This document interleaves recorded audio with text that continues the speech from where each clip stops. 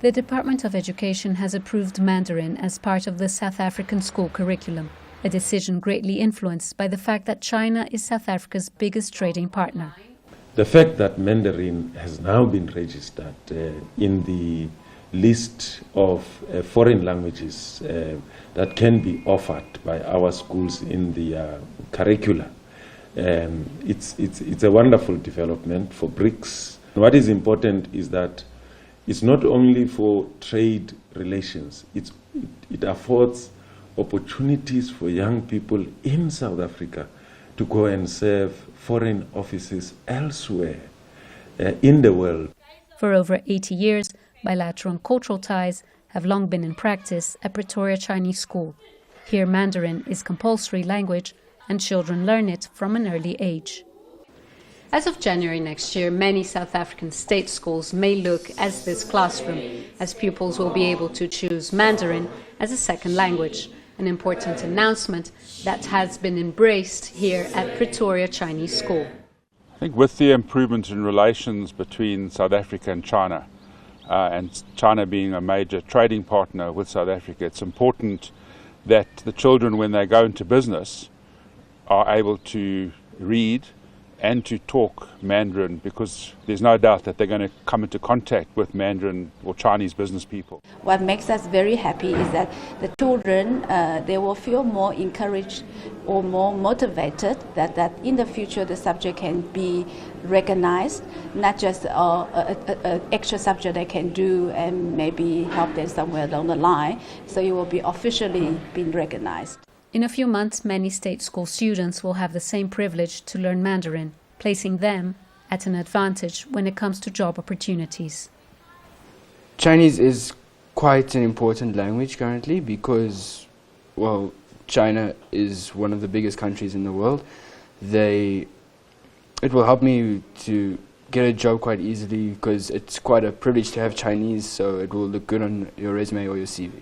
I'm actually quite happy because at least there'll be other children learning Mandarin except for PCS. So whenever they need help or whenever they are struggling with something, then at least some of the PCS students can go and help them with Chinese. Promoting Mandarin in South African schools will help strengthen relations and stimulate a cultural exchange that will further develop a solid friendship and collaboration between the two countries. Julie Scheier, CCTV, Pretoria. Now here's a story from Latin America. Once they exclusively lived in Peru's Amazon rainforest.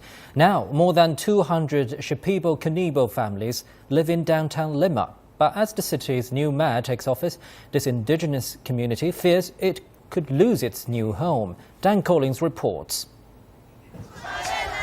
Facing an uncertain future, dozens of Shipibo-Conibos took their protest to the door of Lima's town hall.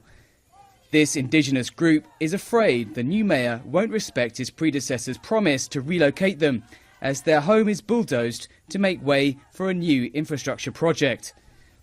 The deputy mayor said talks had begun.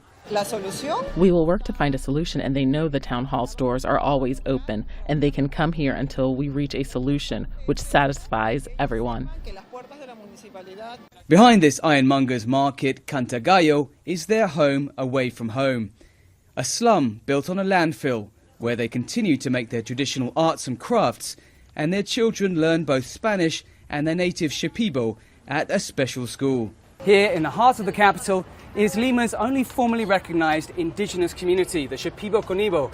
But after moving here from the Amazon rainforest years ago, they fear they may now be left with nowhere to live at all. The response from Lima's town hall has failed to convince the community their new home is guaranteed. 226 families are waiting to be relocated to new homes which will have the basic services they lack now. The Shipibos expect to be relocated just as they were promised by the previous administration, and there is a trust fund for this. The problem is that the new administration has announced that it will use these funds for another project, and it's not made it clear how it will pay for the new homes. A fraction of the $74 million fund for the Rio Verde infrastructure project was used to buy the new land for their relocation. But not a single home has yet been built. Our concern is that we would be evicted at any moment. Faced with this, we will not back down. Our rights have been recognized, and if they are not recognized by this mayor, then we will take our case to the Inter-American Court of Human Rights. Indigenous communities have rights under international law. But Lima's Shipibos are seeking dialogue for now, even as their future hangs in the balance. Dan Collins, CCTV, Lima.